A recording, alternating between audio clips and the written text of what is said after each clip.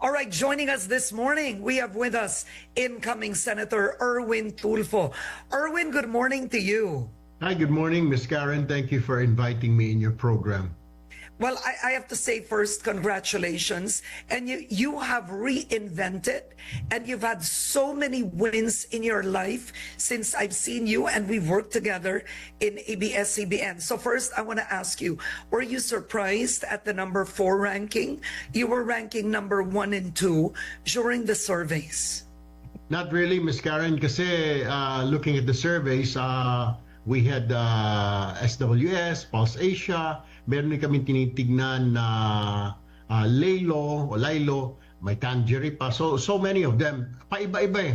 I was expecting na nandyan nga tayo sa top 5 pero not necessarily number 1. Lalo na yung mga last surveys ng Okta na nakita ko na meron pang isang survey sa Pulse Asia na sa number 3 na lang ako. It was Bongo and Senator Bato and then myself. Pero what was surprising is yung sila Senator Bam Aquino and Senator Kiko Pangilinan na pumasok sa top 5. Mukhang hindi yata na-equate o hindi nakita ng mga survey groups na yung mga undecided, yun pala yun, yung mga undecided, yun pala yung mga millennials and Gen Zs, doon sila pumasok.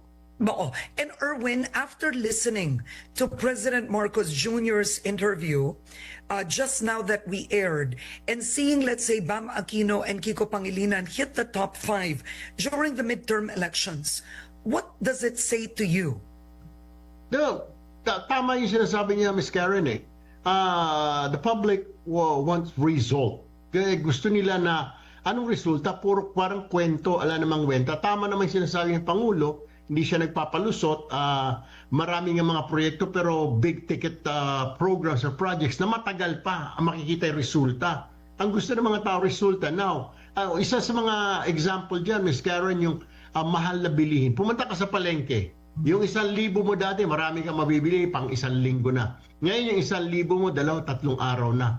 Kaya nga on my very first day sa Senate, Ms. Karen, ang sinasabi ko at nire-ready na ng mga legislative group ko, ay magpa-file kami ng review ng rice tarification law para maibalik ulit yung NFA rice sa palengke. Yung NFA na mabango ha, NFA na maputi, and NFA na mura yung presyo. Yun ang uunahin natin. Para, sabi nga, rice is life. So dapat yun ang unahin. Sa mga Pilipino, pag may rice, nakakain, hindi nagugutom, Ms. Karen. Now, the rice tarification law, very briefly, before I ask you about politics, that was actually meant to spur competition.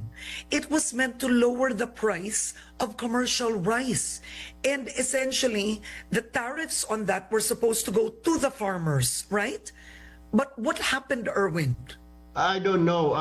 Nung dumating ako, naipasa na yun eh. I was in Congress then, so ni-review namin. Unfortunately, pagdating sa Senado, iba pa rin ang naging purpose. They did not allow the NFA to sell rice pa rin kasi nga daw napuno ng korupsyon. Walang iniwan itong rice tarification law doon sa all the regulation law natin, Ms. Karen, na sinasabing pababaan.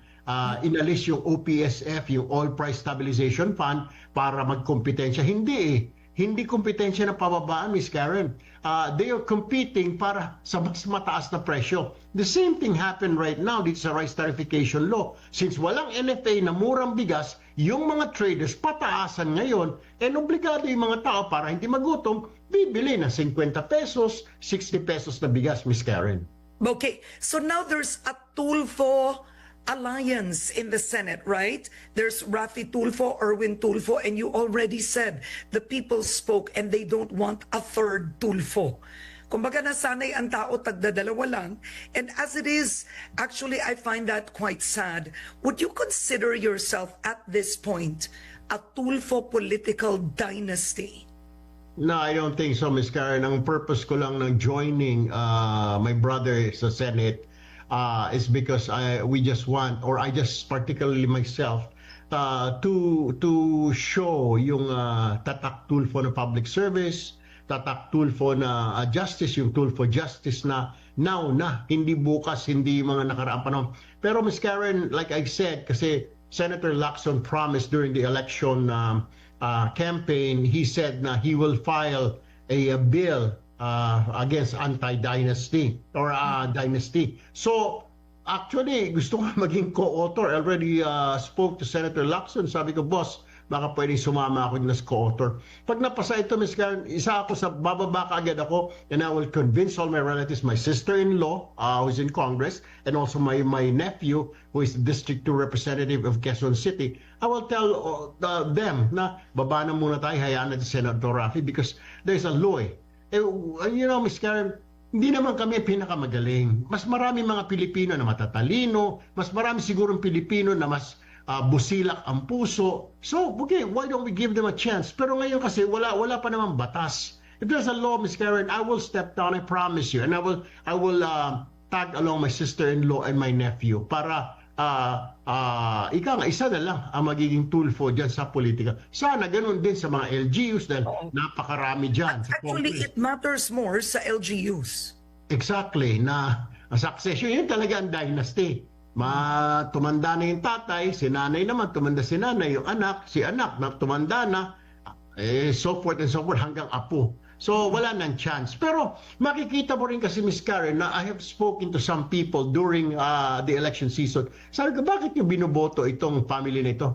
Sir, sabi nila, kasi may nagagawa sila. Yung dati po, sabi niya, may nakaupo din dito mag-ama, wala naman pong ginawa. Ito naman ho, tatay, anak, may ginagawa ho.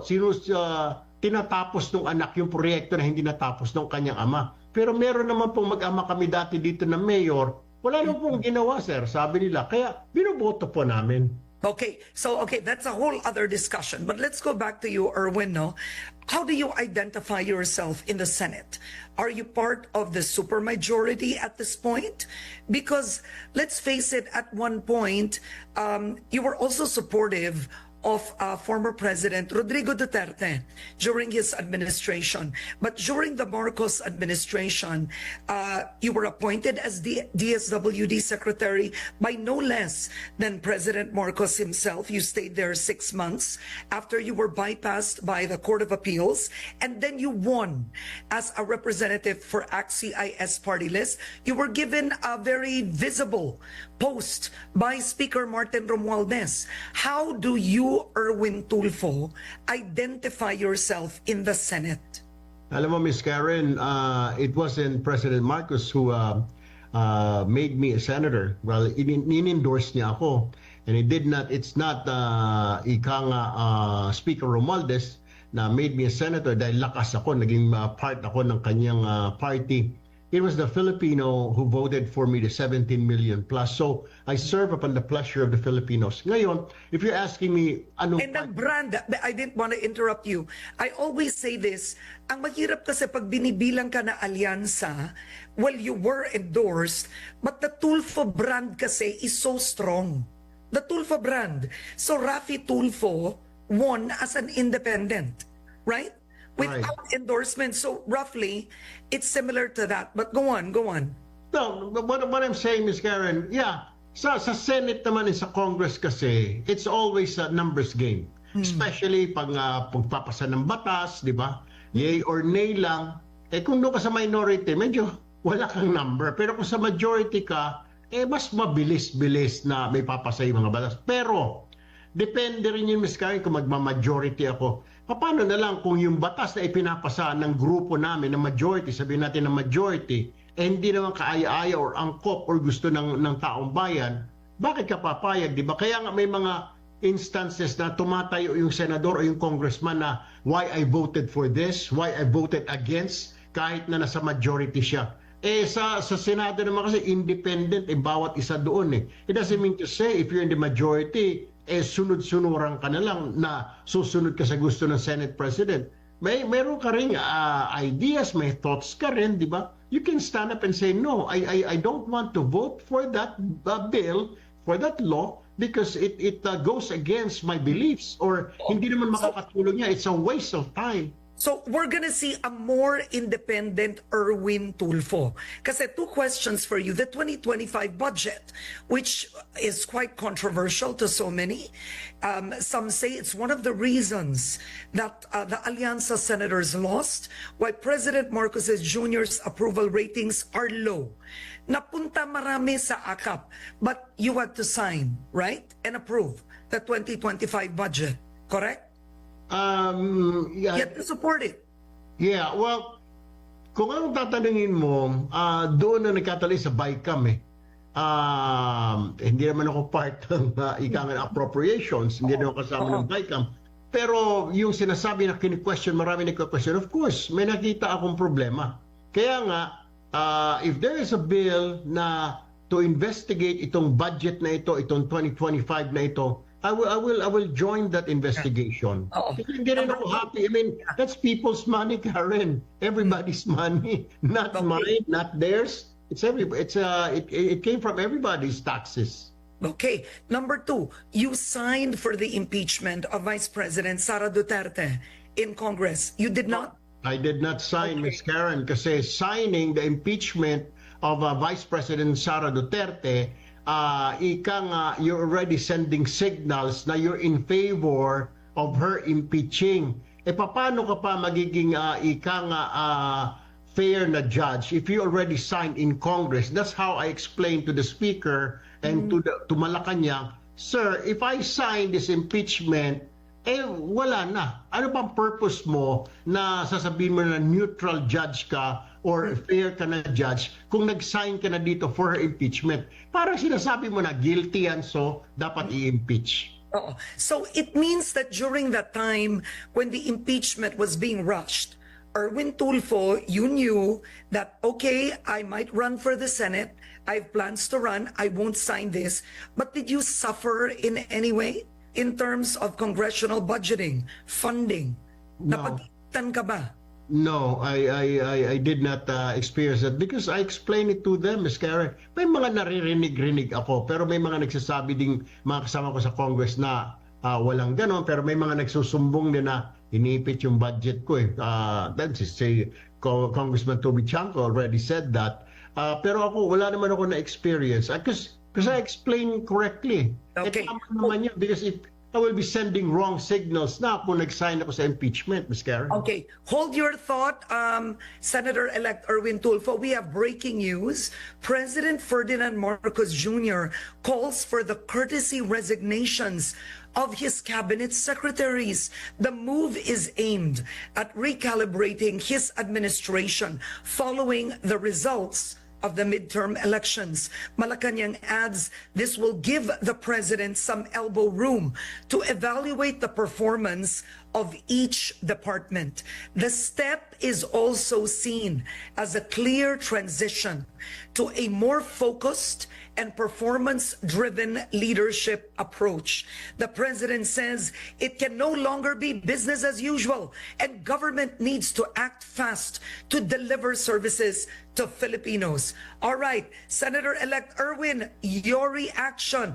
This is breaking news on the president asking courtesy resignations of all cabinet secretaries. If you're asking for my opinion, Ms. Karen, I would say high time. It's now or never. Tama po, Mr. President. Saludo po ako na pag-desisyonan niyo yan. Una po agad tignan ho ninyo dyan sa Department of Agriculture. Problema ho natin, mahal po ang bilihin. Kailangan pong magmura ang bilihin. So, meaning to say, Ms. Karen, hindi effective siguro yung mga pulisiya, mga nakaupo dyan.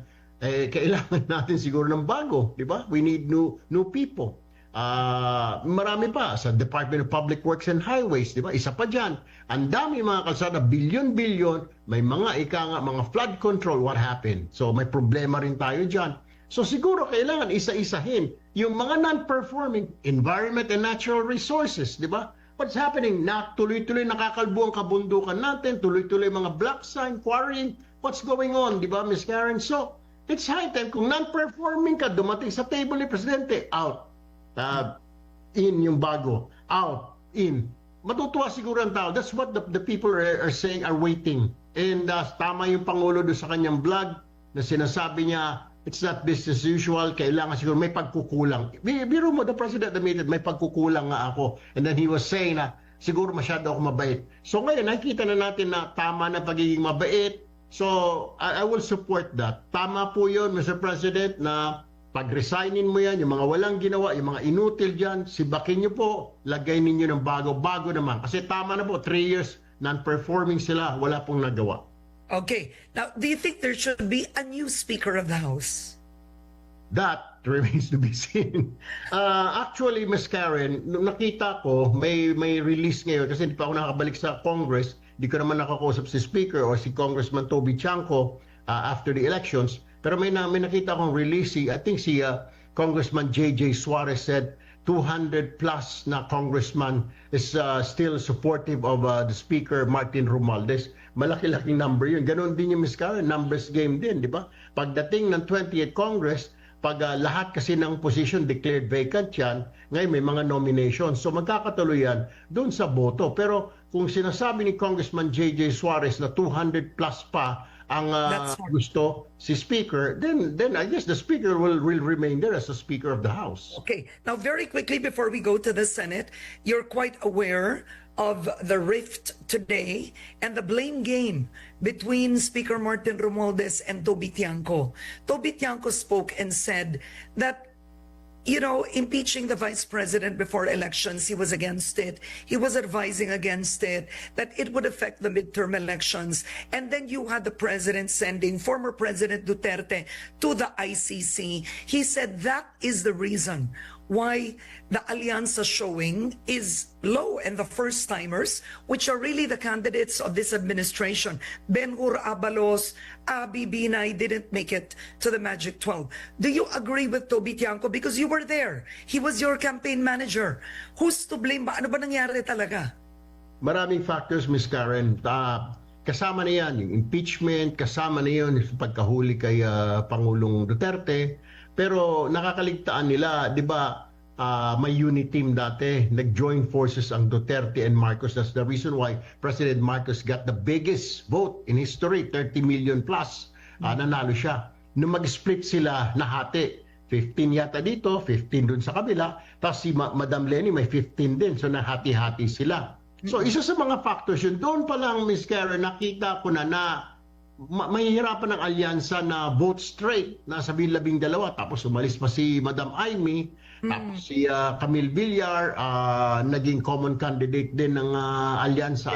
Alyansa, oo. Ika nga. So, maraming factors. Tapos ito papasok pa yung mga ano ba nagagawa ng gobyerno ngayon, kagaya ng inflation. So hindi lang, it's not only the impeachment, kasama yon. And then yung pagkahuli kay Pangulo. Pero yung mga problems na mga hindi nakikita, doon pumasok yung Gen Zs and millennials, Ms. Karen, na teka muna, kami naman.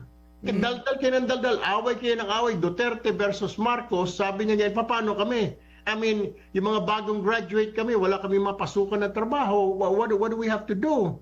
Hindi magkasya yung sweldo namin, yung mga ordinary, yung mga sa middle class, Miss Karen, na from 1 to 15, hindi naaabot sa 30 yung kanilang sweldo. These are the problems na hindi kaagad nakita ng gobyerno na kailangan now na ayusin. Kaya the government decided, President Marcos decided, hoy, mag-courtesy resignation kayo. Kung wala kayong silbi, wala kayong nagawa, sibak kayo. Okay, now there could be a change in the Senate presidency, right? You have former Senate President Tito Soto gunning for it also. The Tulfo votes will be crucial because dalawa na kayo. Unang-una, ano bang agreement yun ni Rafi? Do you have to vote together? You are stronger together? Or you can be, bahala ka, bahala ako? I want to listen to him kung sino ang sasang-ayunan niya o iboboto niya bilang Senate President. It doesn't mean to say naman, I will agree. Boboto ko ito kasi ganito. I want to listen. Bakit ito? I will ask him. He respects me naman. He asked my opinion nung sa Congress pa ako. Maganda ba ito, win or what? So I will also ask him, bakit bobotohin natin? Siguro sabay kami. Okay, isa lang yung bobotohin namin. Pero I would like to ask him, bakit yan? Kung yan, may nagawa ba yan? May mga performance ba yan? Maayos ba yan?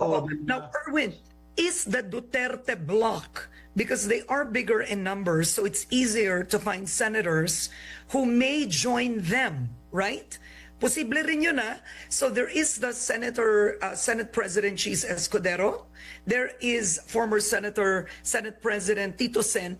But there is also the Duterte bloc, where I am hearing it's possible it's Amy Marcos or Senator-elect Marcoleta. Maraming posible rin sa bloc na yun. Naligawan ka na ba doon? Nakausap ka ba doon? Are they moving? Actually, I got feelers now, Ms. Karen, from the camp of Tito Soto, Senator Soto, and then Senator Cheese Escudero, pero wala pa namang tentative pa lang na they want to talk to me. Pero gusto ko sana, I already texted both of them, yung grupo nila na I will still have to sit down with my brother to decide kung sino, where do we go. Kasi kaya nga gusto ko marinig si Sen. Rafi, sino bang bobotohin natin? Kasi magkasama tayo. And then, pag sinabi niya ito, bakit yan? Anong reason, di ba? May nagawa ba yan? Yan ba ay magtatrabaho? O yan ay puro forma lang? Yan ay puro salita lang? So, kailangan natin malaman, di ba, Ms. Karen? I want to know. And who is best for the impeachment trial? Exactly. Isa yan. Who is most able also? Natin kung sino yan na who can really handle na well, yung ika nga impeachment ng Vice President. Okay. Pero kung tatanungin mo, Ms. Karen, siguro. Kaya nga, nung during the ika nga yung proclamation sa COMELEC, I started talking to everybody. I went to Senator Bongo and told him na, Sen, sabi ko, how can I help? Gusto ko makatulong with you guys. Nilapitan ko din si Senator Bam Aquino, di ba? So I said, Sen, I'm ready to work with you. And then on my speech, I said, we have to be united. Otherwise, this country won't move forward. No. Okay. What committee chairmanship would you prefer? What's your wish list? I mean, clearly during the campaign period, you gave a lot of promises to OFWs, right? To improve their situation. We can talk about that later. But what committee chairmanships would you want? Actually, Ms. Karen, seniority daw dyan eh. Kung sino yung nakaupo, current, sila may hawak noon, hindi mabibigay sa'yo. So right now, gusto ko sana my wish is like sa social welfare or social justice committee, yung hawak ni Senator Amy. Senior si Senator Amy, nandyan siya. So siguro magva-vice chair na lang ako. Isa pa ang gusto ko sana mahawakan, agriculture. Pero syempre marami namang ika ng mga senior dyan. Isa pa yung public works, di ba? Pero may committee ba for OFWs? Meron. Sino nandun ngayon? Migrant workers, I believe. At saka yung Committee on Labor, magkahiwalay yan. Meron yata, I believe, last na nakita ko dati, si Senator Jinggoy was handling that, yung migrant workers. Nag-vice chair yung brother ko. So yeah, I would love to get that too. Pero depende nga sa Senate President kung bibigay ba sa'yo o hindi. Actually, it would depend if the Senate President that you voted for won as Senate President, then most likely, I mean, they call it horse trading in politics, but most likely you will get a committee chairmanship. And you could make a big difference there as well, right? Because of investigations, and that's when bills have fruition. Malaking bagay yun eh. Pero ano ba ang advocacy mo? OFWs, social justice, social services, ano pa? Environment. Miss Karen, isa yan. So, and agree. Agriculture, food production, food security. Yan ang pinaka-important, Miss Karen. Yung 5 na yan nakita ko. Kaya nga, on my very first day, sa July 1, I'll be filing 10 bills. Lahat nandoon from... Agad? 10 bills agad? Okay. Actually, my legislative team are already preparing now para i-file namin sa July 1. Yung pinakauna namin dyan is review the tarification law para maibalik ulit ang NFA rice sa palengke. Tapos isa pa dyan, Ms. Karen, yung PhilHealth. Parang hindi masyado nagagamit. Parang hindi ka kontento eh. Contribute ka ng contribute monthly tapos pinopondohan ng gobyerno pero hindi mo magamit. Pagbigay mo ng PhilHealth sa cashier, para nakasimangot pa yung cashier dahil PhilHealth. Dapat doon may batas tayo na may PhilHealth card ako, pumunta ako sa isang private hospital, dapat tanggapin mo ako kahit anong sakit ko, may dala akong PhilHealth. And then dapat PhilHealth, 30% sagutin mo kahit anong sakit. Kasi right now, Miss Karen, yung buntis, hindi nga tinatanggap, hindi cover, walang coverage para sa buntis ng mga anak eh. Yung PhilHealth, ikita mo yan? So kailangan siguro talagang we have to have a law. Alam ko meron na yung universal healthcare, pero Yeah, but the universal healthcare law, which is supposed to be zero billing. Zero billing. Ang problema kasi, kailangan lagyan ng pondo. Zero billing, Miss Karen, doon sa mga public hospital. Paano ko sa private? Mas malapit yung private kapitbahay niya. Ang tatakbo pa siya 2 kilometers doon sa public para zero billing siya. Meron siya katabi dyan na private. Mga anak na, di ba? Yung lying in doon, mura. But Senator Erwin, isn't this all a budget issue, frankly? I mean, other countries are putting, I think, 8% to GDP to health, more than 10% to education. But tayo, I mean, pasensya na kayo, nakita nyo naman, ang daming proyekto na mahalaga na nilagay sa unprogrammed funds for later release sa Kongreso, sa BICAM. Ang nangyari, napunta ang marami sa ayuda ngayong 2025. To just correct you, Ms. Karen, yung for later release was the instruction of the President. For later release because questionable yung mga nilagay na mga lawmakers doon sa ika nga National Expenditure Program. Tinignan ng Pangulo yon, hindi siya satisfied dahil karamihan doon mga flood control, mga kung ano-ano na namang control na yan. But there are many agencies that have been slashed, right? I mean, alam mo naman, slash. Kaya nga, because of that, Ms. Karen, naging unprogrammed as agencies na kuan. What the President, I heard, what the President wants is like, teka muna, may ganito ka, binawasan natin ang DepEd. Dapat sa Constitution, dapat DepEd ang pinakamarami. Bakit dito sa flood control, hindi naman yan, wala naman. Kaya marami tayong FLR for later release. Pero kung tatanungin mo ako, Ms. Karen, sabi mo, pondo para sa health, ang tatanong ko siguro sa inyo na which would you prefer? Yung pondo na pondohan natin para sa PhilHealth na yan or pondohan na hindi natin mapupondohan dahil naibulsa ng ilang politiko. Which would you prefer? Malugi, di ba na siguro malugi ang gobyerno dahil napapagamot niya yung tao? Yeah. Na every individual in this country. Yes, I agree. Rather than nalulugi ang gobyerno na binubulsa lang, napupunta sa mga infra na yan na wala naman, non-exist. Yes. But then we're talking about the budget is increasing by 10% a year.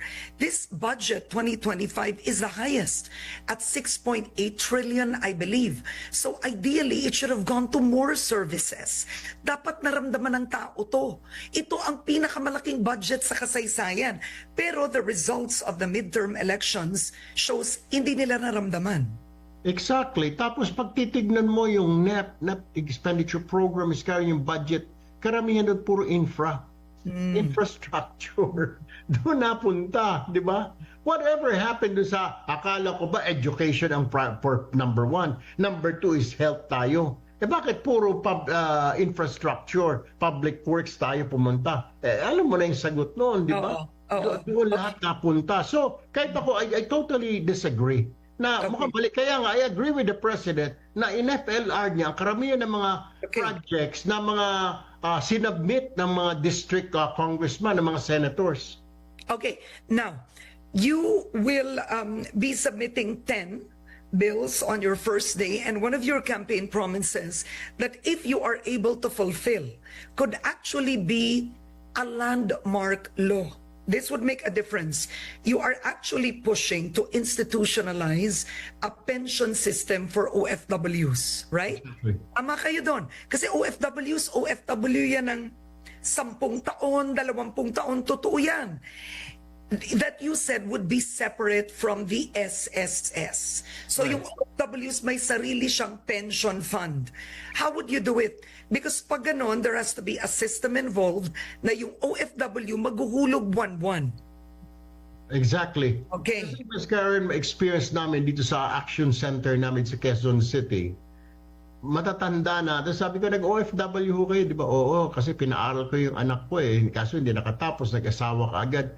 Inuna ko ho yung tirahan namin. Kaya ngayon, naghihingi ng AX dito sa opisina. Yun, ayuda. Pinapadala Diba? namin sa DSWD dahil walang pampagamot. That is the problem. Pero kung aside sa Social Security, meron siya nakukut-kut, meron siya kahit papano na natatanggap na 10,000 o 15,000. Depende sa kanyang contribution. Happy tayo. Maglalagay ang gobyerno, magko-contribute ka rin. Depende sa Ganda yan. SSS din. Yeah, actually, Senator-elect Erwin, that would be a good law.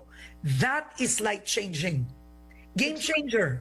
Exactly, Ms. Karen, kasi karamihan, hindi naman lahat ng OFW natin mga engineer. Hindi naman lahat kapitan ng barko. Karamihan sa mga OFW natin, kahit na seaman, pag sinabing seaman, able-bodied seaman, yung taga-tiktik ng kalaman, taga-pintura, karamihan domestic helper. Walang naiipon yun, Ms. Karen, dahil yung kanya, pag okay na siya, pag nakapagpatayo siya ng bahay, pero yung future niya, pag retire niya, hindi na isip. Dahil iniisip ng mga yan, lalo na yung mga maliliit ang sweldo, yung anak ko, mapag-graduate ko, mabilhan ko ng bahay yung aking pamilya. Tapos. But when they retired, they have none. Total, may SSS. Jesus Maria, ang SSS 5,000, sapat lang para makabili ng maintenance. Every Okay. day, Ms. Karen, dito sa office ko, people are lining up, karamihan dyan, OFWs, asking for help. Sabi ko, doon po, bibigyan namin kayo ng referral sa DSWD.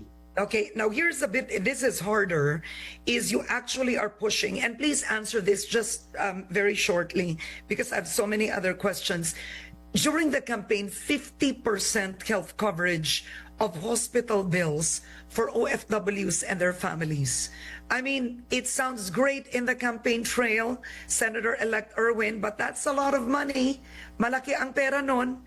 Eh kung ngayon nga ang nagko-contribute sa PhilHealth, dismayado pa, eh ano pa saan mo kukunin ang 50% health coverage?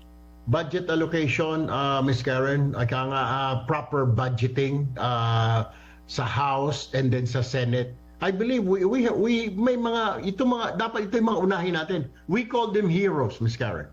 Pero anong benepisyo na nakuha nila? Wala eh. Walang retirement. Sa health, bahala ka na dyan. Sapat na yung PhilHealth.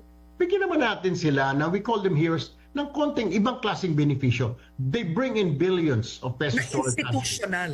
Exactly. Institutional. Medyo we separate them because sila yung bumubuhay sa atin eh, di ba? Alagaan naman natin. That's what I'm saying. So doon tayo sa budget allocation. Maanong bawas siguro tayo dito sa mga infra natin. Bawas tayo yung mga flood control. Dahil wala naman tayo nakikita, di ba? Yung iba pang mga projects natin sa mga national irrigation, bawas tayo doon, di ba? Ilagay natin dito. It's just a matter of budgeting, Ms. Karen. Okay, another question. I hope this is very quick. You were also calling for a probe into the prime water controversy.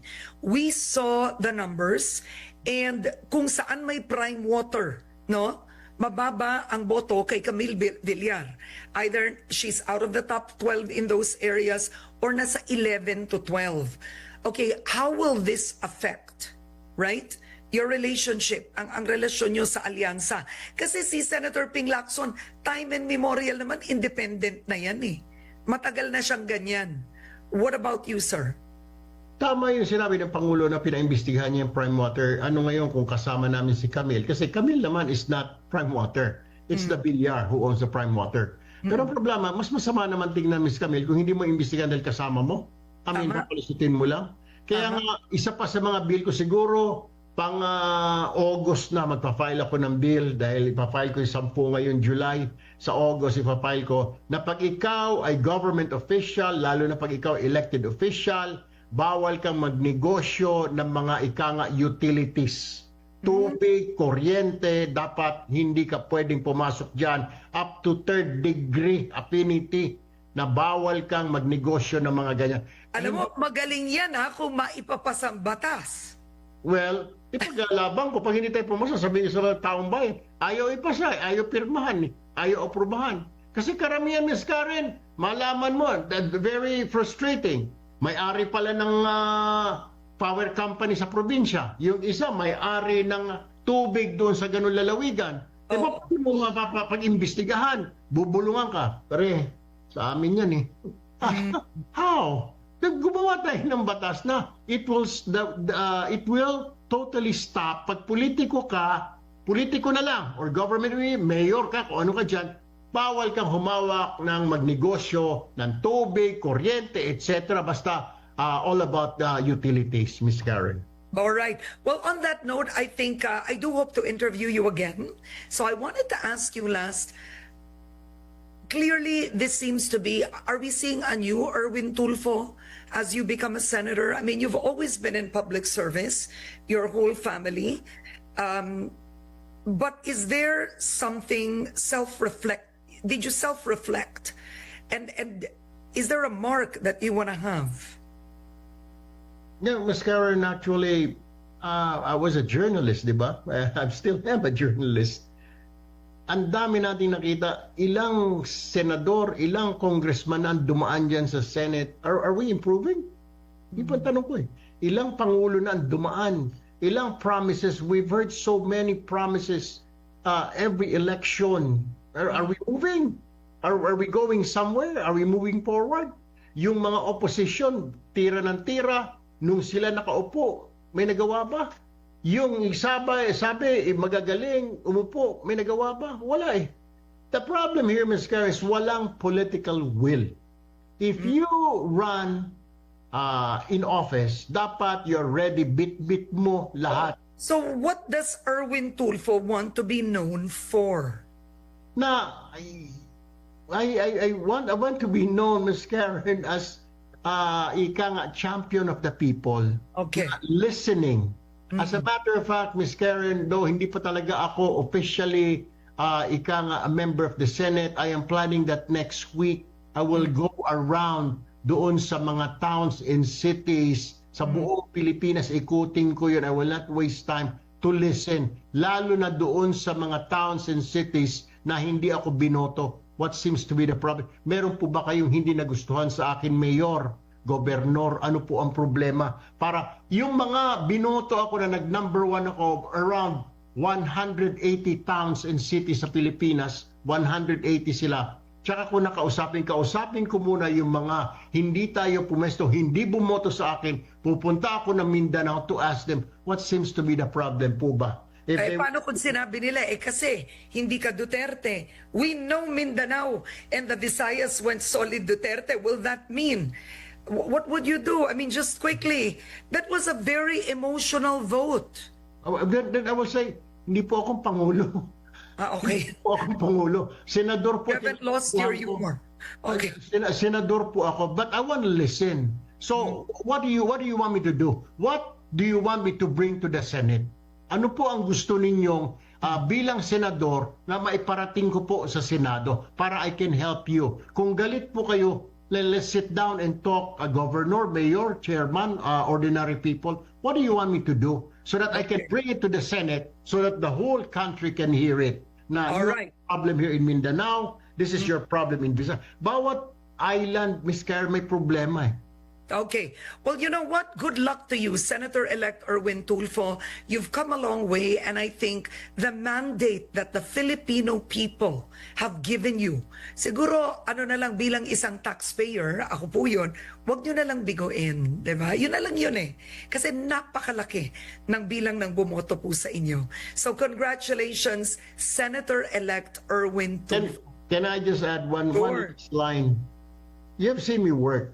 When I was at DSWD, when I hit the ground running. And I said, Ms. Karen, dun sa 17 million, pati dun sa mga hindi bumoto, sa 120 million Filipinos na lahat-lahat, I will work, okay? And it's time for me to work. Hindi po masasayang ang boto niyo, promise.